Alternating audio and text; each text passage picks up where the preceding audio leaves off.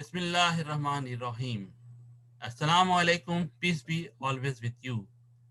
Welcome to Global Light Path. I'm Irshad Mahmood from Toronto, Canada. Topic is अरबों पर अल्लाह का अजाब क्यों? यमन से लेकर शाम तक, अमान और दुबई से लेकर मरकश तक, आखिर क्यों अरब ममालिक जल रहा है? कोई इस मुगालते में ना रहे कि सऊदी अरब बचा हुआ है, वहाँ भी गैर मुस्लिम फौजें काबिज हैं और उसकी बुनियादी वजह कुरान से दूरी है। कुरान सिर्फ पढ़ने की किताब नहीं है, या कुरान सिर्फ दुआ की किताब या दूसरी रस्मी इबादत की किताब नहीं है, बल्कि कुरान ज़िंदगी के हर शोबे में हमारे लिए मशल राह है।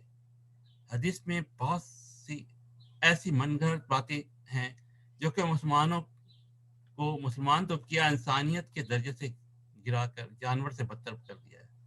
और अब तो हर घर में फसाद की बीज बोती है, जिसका खुमियाजे आज हम भुगत रहे हैं।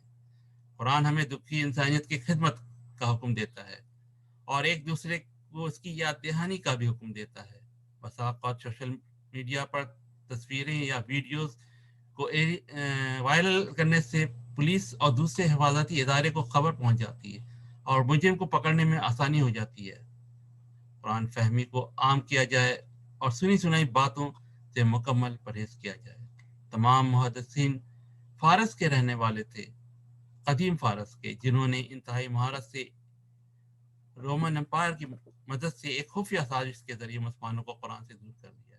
कुरानी पैगामात को दूसरों तक जरूर पहुंचाएं और सुनी सुनाई बातों से परहेज करें।